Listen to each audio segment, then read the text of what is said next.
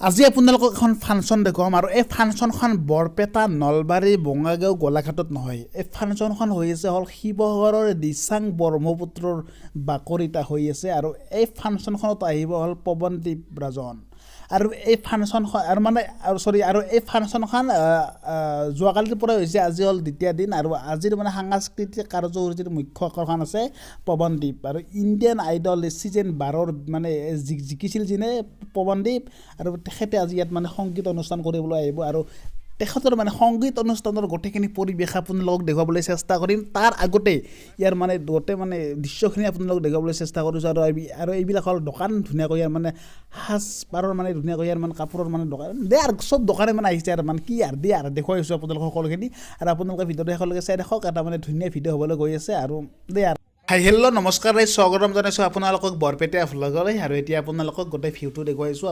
আপোনালোকে চাই থাকক এইবিলাক দোকান আৰু চব দেখা পাব আপোনালোকে ভিডিঅ'টো শেষলৈকে চাই থাকিলে। তেনেহ'লে চলো দেখুৱাই আছোঁ।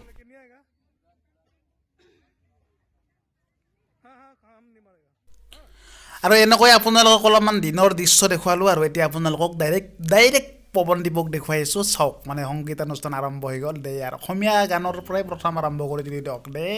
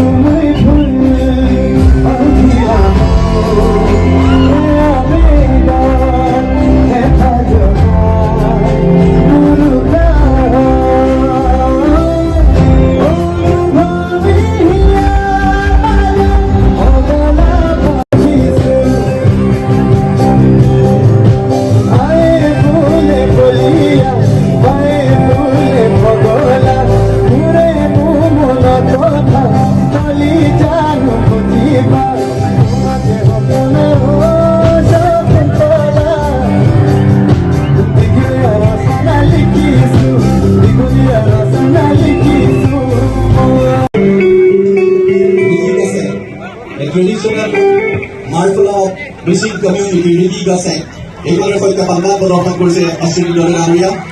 মই ইতিমধ্যে যিসকলৰ নাম ঘোষণা কৰিছোঁ তেখেতসকলক ধৰ্মকান্তলা, জগন্নাথ হাজৰিকা, গুণপ্ৰসাদ শইকীয়া,